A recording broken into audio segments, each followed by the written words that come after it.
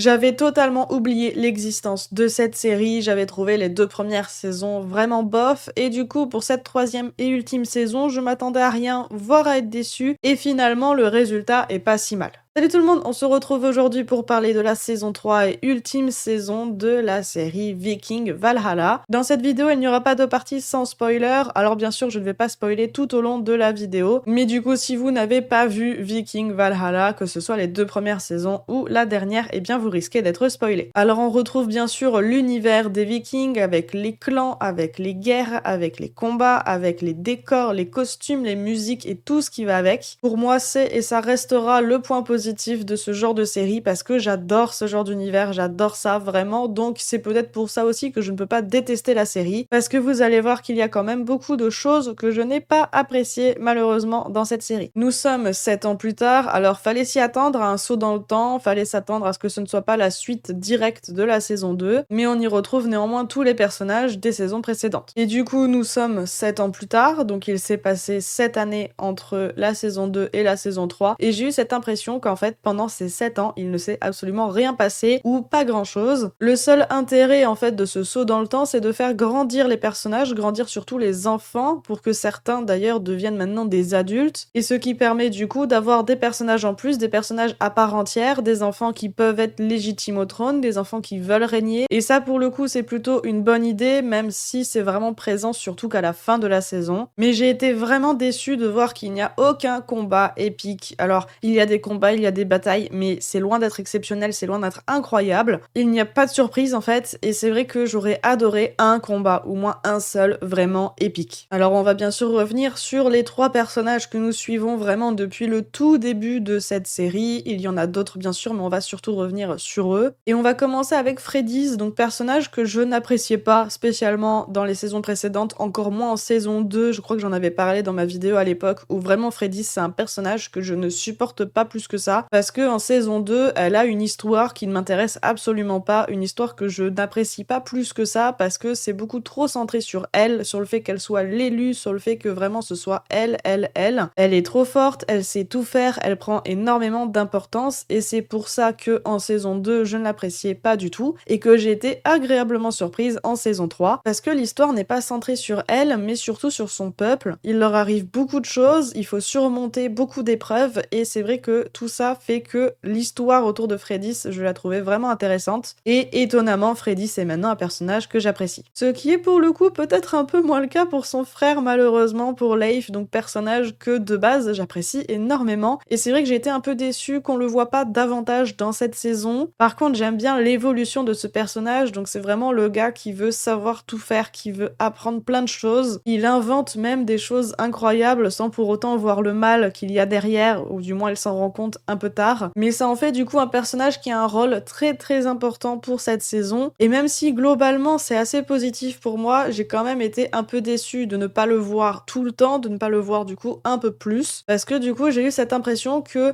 une fois que toute l'histoire avec Harald est terminée et que du coup il part de son côté, et bien à partir de là on le voit beaucoup moins, et c'est juste une quête qu'il a, donc la quête de trouver cette nouvelle terre, qui est pour moi du coup l'histoire d'après, c'est-à-dire le après la série, donc s'il y avait une saison 4, ça aurait été la saison 4. Et du coup, tous les moments avec Leif, j'ai bien compris que c'était des moments qui, entre guillemets, ne servaient pas pour cette saison 3, donc du coup, j'ai trouvé ça un peu dommage. Mais c'est vrai que j'ai trouvé ça dommage parce que c'est un personnage que j'apprécie beaucoup. Et bien sûr, on va terminer avec Harald, personnage que j'ai fini par détester, et c'est vraiment dommage. Et c'est vrai que je tiens à le préciser, mais quand je dis que je n'aime pas un personnage, c'est pas pour moi qu'il a été mal fait, c'est plus les choix qui ont été apportés à ce personnage font que c'est un personnage que je n'aime pas. C'est pas pour autant que c'est une mauvaise chose, juste voilà, c'est mon avis, c'est pas un personnage que j'apprécie. Et pour le coup, c'est parce que il répète 15 fois à qui veut l'entendre que il veut devenir le roi de Norvège, que ça fait 7 ans qu'il travaille pour ça, que vraiment il n'oublie pas son objectif. Et finalement, il fait tout sauf mener cette quête à bien en fait. Il fait tous les mauvais choix, alors que pour autant, tous ses amis, tous ses hommes lui disent en fait qu'il fait les mauvais choix, qu'il faut garder sa quête, sa mission en tête, qu'il faut aller chercher le trône de la Norvège. Et en fait, à un moment, j'ai même eu cette impression que le seul but de, rester là où il est donc et de faire les mauvais choix, c'est uniquement pour lui trouver une histoire, pour colmater, en fait, une histoire qui soit suffisamment longue pour tenir, toute la saison, pour qu'il n'aille pas, en fait, chercher son trône trop vite, pour qu'il y ait vraiment cette quête du trône que à la fin de la saison. C'est vraiment l'impression que j'ai eue, en fait, de devoir meubler et c'est un peu dommage. C'est vrai que j'aurais préféré un Harald qui garde sa ligne de conduite, qui sait exactement ce qu'il veut et qui fait tout pour l'obtenir, et là, ça n'a pas trop été le cas. Et c'est là où on va passer vraiment à la partie de la vidéo où je vais vraiment spoiler parce que il y a quelque chose qui m'a vraiment gonflé dans cette saison. Et en fait, si je m'arrêtais là avec juste cet avis jusqu'à maintenant, eh bien je pourrais dire que globalement j'ai apprécié cette saison 3. Mais le sujet qu'on va aborder là maintenant et le pourquoi en fait cette saison je ne l'apprécie pas plus que ça, je la trouve vraiment bof, voire même je pourrais dire que je n'ai pas aimé. Parce que là on va parler de Harald et de son concurrent au trône. Alors je vais l'appeler le concurrent parce que je n'arrive pas à retenir son nom, donc tant pis on va l'appeler comme ça. Donc ils arrivent tous les deux pour revendiquer le trône de Norvège et au lieu que les gens décident qui doit aller sur le trône, eh bien ils décident que ce sont les deux qui vont être couronnés, donc ils vont se partager le trône. Déjà, à quel moment? C'est juste pas possible en fait, pour moi c'est impossible, c'est pas du tout cohérent de faire ça. C'est même plus le choix de facilité, c'est vraiment le choix aberrant. Et le pire, c'est que les deux ont l'air d'être d'accord, alors qu'on a suivi Harald qui a bossé pendant 7 ans pour obtenir son trône